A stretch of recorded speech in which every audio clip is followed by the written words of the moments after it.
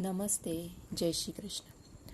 हमने 5वीं इकाई सवाल बाल मन के जवाब डॉक्टर कलाम के जो पाठ शुरू किया था वो हमने देख लिया। तो आपको भी पाठ पढ़ने में, प्रश्नोत्तरी सुनने में अच्छा लगा होगा। तो आज ये जो हमारा पाठ है वो ख़त्म हो गया। तो आज हम उसके शब्दार्थ, प्रश्नोत्तरी और व्याकरण विभाग देखेंगे। तो सबसे पहले हम शब्दार्थ देखते हैं।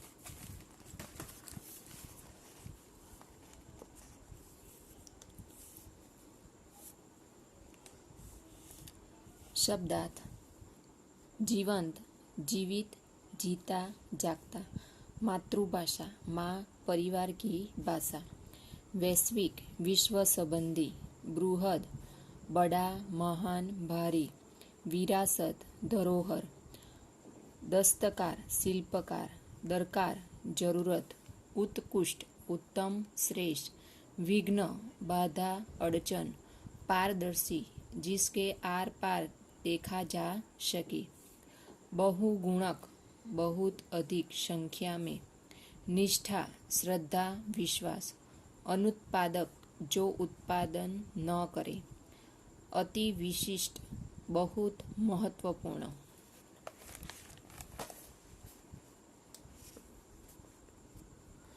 सामरिक, समर या युद्ध से संबंध रखने वाला। खाका यानी कि ढांचा, नक्शा, मसौदा, आलेख। प्रचुर, पर्याप्त। प्रश्नों के उत्तर दीजिए। डॉक्टर कलाम ने अपने बचपन की कौन सी यादगार घटना सुनाई? कलाम जब 5वीं कक्षा में थे तब की एक घटना उन्हें याद है। उनके शिक्षक श्री ब्रह्ममण्यम अय्यर विद्यार्थियों को बता रहे थे कि कोई पक्षी कैसे उड़ता है। वे विद्यार्थियों को रामेश्वरम के समुद्र तट पर ले गए और वहां उन्होंने विद्यार्थियों को उड़ने की क्रिया का जीवंत उदाहरण बताया। डॉक्टर कलाम पर इस घटना का गहरा असर पड़ा। इससे उन्हें विज्ञान पढ़ने की प्रेरणा मिली। पढ़े हुए से देखा हुआ ज्यादा याद रह जाता है। क्यों?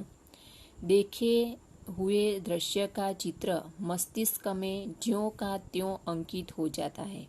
पढ़ने से केवल मन में काल्पनिक चित्र बनता है। कल्पना में वह सच्चाई नहीं होती जो यथार्थ में होती है। इसलिए पढ़े हुए से देखा हुआ देर तक याद रह जाता है। भाषा के विषय में डॉक्टर कलाम ने क्या बताया? डॉक्टर कलाम ने माध्यमिक शिक्षा की पढ़ाई मातृभाषा में की थी।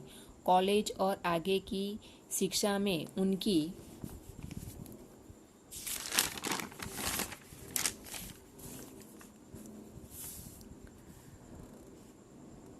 उनकी पढ़ाई का माध्यम अंग्रेजी भाषा थी।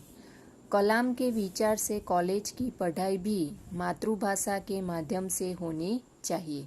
इसका कारण यह है कि विद्यार्थी अपनी मातृभाषा में ही सोचता है, इसलिए मातृभाषा में ही अपनी बात आसानी से प्रकट कर सकता है। फिर भी विश्व के दूसरे देशों से संपर्क कायम करने के लिए वे अंग्रेजी का ज्ञान आवश्यक मानते हैं। चिराग जैन ने डॉक्टर कलाम से क्या पूछा? चिराग जैन ने पूछा था कि आज देश के सामने सबसे बड़ी चुनौती क्या है? डॉक्टर कलाम ने उत्तर दिया कि भारत को सन 2020 तक एक विकसित राष्ट्र बनाना है और देश के 1 अरब से अधिक नागरिक को सुखी बनाना है। आज देश के सामने सबसे बड़ी चुनौती है। राष्ट्र विकास में महिलाओं का क्या योगदान है? राष्ट्र विकास में महिलाओं की भूमिका पुरुषों के समान ही है। शैक्षणिक और औद्योगिक प्रवृत्तियों में आज महिलाएं बढ़ चढ़कर हिस्सा ले रही है। सशस्त्र सेनाओं में भी पुरुषों के समान ही महिलाओं की भी नियुक्ति होती है। देश की 3 सेनाओं में पर्याप्त महिला अधिकारी है। सेना के लिए विभिन्न उपकरण बनाने में भी महिलाएं काम कर रही है। इस प्रकार राष्ट्र विकास में महिलाओं का बहुमूल्य योगदान है। किसी भी देश के लिए सेना का क्या महत्व है? सेना किसी भी देश का अनिवार्य अंग है। सेना शत्रुओं के आक्रमण से देश की रक्षा करती है। देश में ही कहीं विद्रोह होने पर सेना उसे दबाती है। देश में आतंकवादी घुसन आए हो और पुलिस उनसे निपटने में सक्षम न हो तो सेना के जवान ही उनसे निपटते हैं। देश में कहीं भीषण बाढ़ या भूकंप आया हो तो सेना संकट में पड़े लोगों को सहायता करती है। इस प्रकार बाहरी या भीतरी संकट में सेना ही देशवासियों की रक्षा करती है। प्रश्नों के उत्तर एक एक वाक्य में लिखिए। शिक्षक श्री ब्रह्मण्य ने छात्रों को किसका जीवंत उदाहरण दिया? शिक्षक श्री शिव सुब्रमण्यम ने छात्रों को पक्षी की उड़ने की क्रिया का जीवंत उदाहरण दिया। डॉक्टर कलाम किस भाषा को पढ़ाई का उत्तम माध्यम मानते हैं? डॉक्टर कलाम मातृभाषा को पढ़ाई का उत्तम माध्यम मानते हैं। डॉक्टर कलाम के अनुसार जीवन में सफल होने के लिए क्या करना चाहिए? डॉक्टर कलाम के अनुसार जीवन में सफल होने के लिए दृढ़ संकल्प, जी तोड़ मेहनत और साहस के साथ निश्चित दिशा में आगे बढ़ना चाहिए।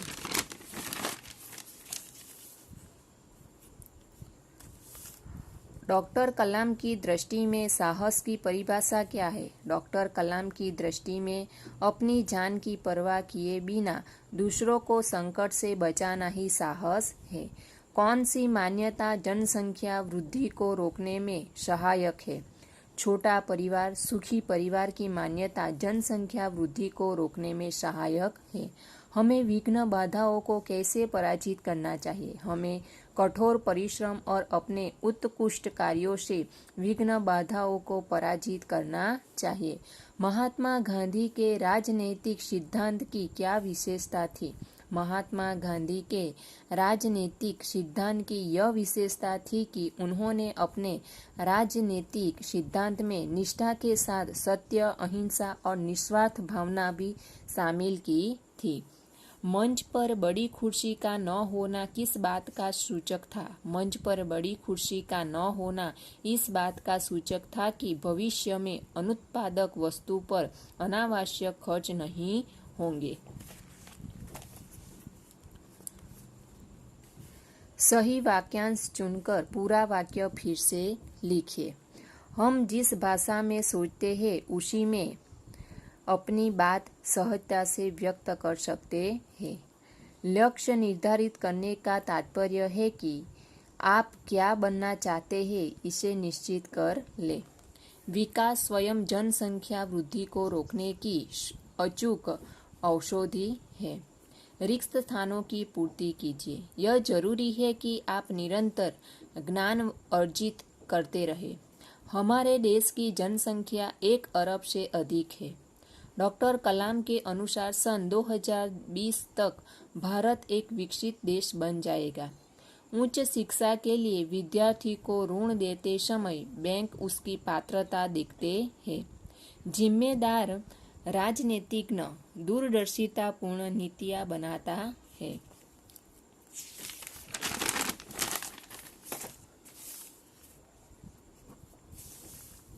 विकल्पों। डॉक्टर कलाम ने अपनी 5वीं कक्षा की यादगार घटना सुनाई। डॉक्टर कलाम की उच्च शिक्षा अंग्रेजी माध्यम की संस्थाओं में हुई। आज देश के सामने सबसे बड़ी चुनौती कौन सी है? यह प्रश्न चिराग जैन ने किया।